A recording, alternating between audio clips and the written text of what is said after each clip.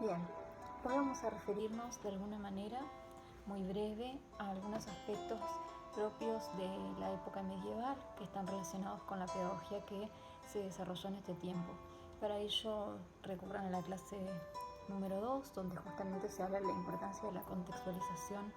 histórica del tiempo que estamos trabajando. Tenemos que tener en cuenta que la mentalidad de la época está totalmente de alguna manera abarcada por una concepción teocéntrica de la cual todos hemos escuchado hablar alguna vez. Es decir, la Edad Media está pensada desde una concepción donde el centro de todo es Dios y donde en el occidente europeo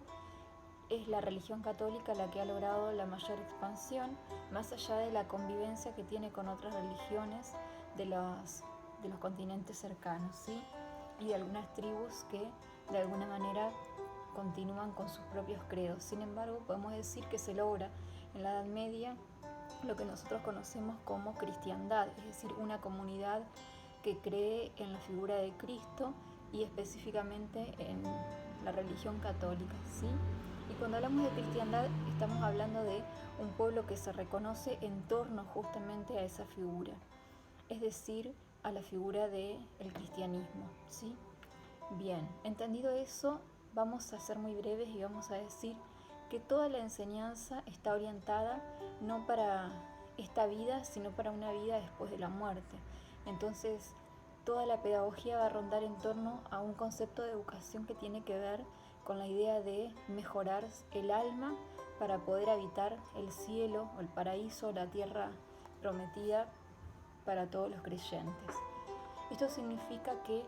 así como en la Edad Antigua hay una formación de cuerpo y alma, esta va a permanecer. Sin embargo, va a haber una primacía de la concepción de educación del alma en algunos filósofos específicamente, y me refiero a filósofos porque son ellos los que de alguna manera dan sustento a la enseñanza y al aprendizaje en las teorías pedagógicas de este tiempo. Va a haber una corriente que va a tener que ver con el platonismo y después con el agustinismo, que va a centrar justamente toda la mejora o la educación en el alma que se encuentra de alguna manera presa del cuerpo, ¿sí? Como ustedes lo van a ver seguramente en la antropología. Después va a haber toda otra corriente que va a estar centrada en lo que es la meditación, en lo que es la contemplación y la reflexión, y finalmente vamos a encontrar otra que va a estar más bien centrada a la enseñanza de los oficios. No podemos hacer una clasificación rápida porque estaríamos de alguna manera tergiversando lo que fue toda la escuela durante la Edad Media, pero sí podemos decir que hubo diferentes centros educativos de los cuales la Iglesia Católica fue en gran parte la responsable. Por ejemplo, podemos hablar de las escuelas palatinas, de las escuelas monacales, de las escuelas parroquiales, es decir, de todos aquellos espacios donde se desarrollaba la enseñanza. ¿Por qué hablamos de filósofos y de teólogos? Porque justamente van a ser los sacerdotes, en este caso los teólogos, ¿no?, quienes van a tener acceso en primera instancia a la educación y van a ser los que van a custodiar el saber con todo lo que esto va a implicar, y seguramente en algún momento lo han escuchado y no vamos a entrar ahora en discusión, pero quienes de alguna manera son los que conocen y tienen acceso a las ciencias. También hay que tener en cuenta que esto va a pasar en el caso de los filósofos y no siempre van a ser los más acomodados, como muchas veces se cree. Si bien sí es cierto que hay un grupo selecto que va a tener acceso a ese saber, tenemos que considerar que hay, por ejemplo, en la Edad Media,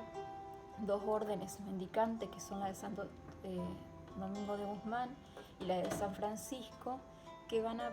trasladar justamente toda esta concepción educativa a los menos pudientes, ¿sí? Entonces no es que durante toda la Edad Media el saber solo está reservado a un grupo de personas. El saber, digo, en cuanto al saber general que tiene que ver con la gramática, con la lectura, con la escritura, con la matemática elemental, ¿sí? A ese tipo de saber. No es que la gente no sabía contar o no toda la gente no sabía leer, digamos. tenemos que tener en cuenta que sí hubo procesos de inclusión de los distintos poblados, específicamente los más urbanizados, ¿sí? Pero sí existió. ¿Qué podemos tomar específicamente de este tiempo para comprender mejor? De alguna manera lo que más me interesa y que rescato de esta época es la relación vincular que se establece entre el maestro y de alguna manera el discípulo, porque son los términos que van a usar los pedagogos en la Edad Media. ¿Y por qué la rescato? Porque justamente cuando nosotras nos referíamos en el primer apunte a las mentalidades de la época y a cómo analizarlas, nos parece importante poder preguntarnos qué tienen esas mentalidades y qué tienen para decirnos en este presente. En este caso, me detengo en el vínculo que se establece entre el maestro y el discípulo, que tiene que ver con un vínculo afectivo que hace que ambos estén unidos por un conocimiento. Es decir, hay en los dos un interés y un deseo de aprender. Y esto me parece que es fundamental en la edad actual, cuando recién con la aparición del psicoanálisis se empieza a considerar de alguna manera la afectividad en el sujeto, y más recientemente con lo que se denomina la educación de las emociones. Entonces me parece que es muy valioso considerar que hay una época en la que también se pensó en el vínculo pedagógico, y donde el vínculo pedagógico, que es un vínculo de carácter afectivo del maestro que busca el bien del discípulo y del discípulo que confía en el maestro porque es el que sabe, y en el que ambos se juntan en torno a la búsqueda de un saber, de una verdad, de un conocimiento, me parece que es importante rescatarlo, porque no es una novedad del siglo XX que existen las emociones o que existe la afectividad. Hay tratados y tratados sobre las pasiones, porque ese es en realidad el nombre que tienen las emociones en la Edad Media, y que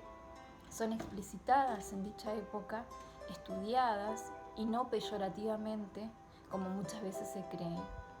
Entonces creo que es interesante, por ejemplo, detenernos en figuras como San Bernardo, como Buenaventura, como Boecio, que justamente son quienes se han centrado en ese vínculo, como Pedro Abelardo, ¿sí? Que son figuras que hablan de esta pasión, en primer lugar del maestro por aprender, que es un punto interesante para rescatar, ya que vivimos una época donde uno escucha, por ejemplo, docentes que dicen tenemos que estudiar más porque ahora tenemos que preparar las clases, porque las tenemos que subir en las plataformas, lo cual es tristísimo, porque se supone que el maestro, el docente, el profesor siempre estudia porque es un intelectual y porque siempre prepara sus clases, ¿no? Entonces, esa pasión y ese deseo de saber me parece que es un punto para rescatar, en primer lugar, de alguien que busca aprender por deseo propio y de alguien que busca transmitir y comunicar ese saber, que es otra cualidad que tiene que tener un docente y que es una cualidad que está presente en los maestros medievales. Y otro tercer punto me parece que tiene que ver con justamente este vínculo del que estamos hablando y que es muy importante tener en cuenta, el vínculo afectivo que se debe generar entre el que enseña y el que aprende, y la confianza que yo deposito como aprendiente en el que me está enseñando. ¿Por qué? Porque justamente si desconfío de todo lo que me enseña y de todo lo que yo no sé y él sabe y me puede ayudar a aprender, no hay aprendizaje posible. Entonces esos son los puntos que me parecen interesantes de rescatar. Ustedes se van a encontrar en la clase además con la noción de escolástica, que está muy brevemente resumida, pero en términos generales nos interesa rescatar esos 3 puntos como nodales de toda la pedagogía medieval y de alguna manera como legado para nuestro presente, más allá de todas las discusiones epistemológicas en torno a la Edad Media y de todos los prejuicios de los cuales no tenemos tiempo para hablar aquí ni competen a la materia, pero sí queríamos rescatar estos aspectos que son muy importantes Y otro que me estaba olvidando, que tiene que ver con esta idea de comunidad, de alguna manera de aprendizaje, especialmente cuando vivimos en una época donde muchas veces se habla de aprendizaje cooperativo. Tenemos que pensar que la universidad es algo que nace justamente en la última parte de la Edad Media y que tiene que ver con la idea de comunidad de aprendizaje, y gracias a la cual hoy podemos pensar muchos de los sistemas educativos. Así que bueno, terminamos entonces con este punto y próximamente vamos a continuar viendo la ruptura que se establece entre esta época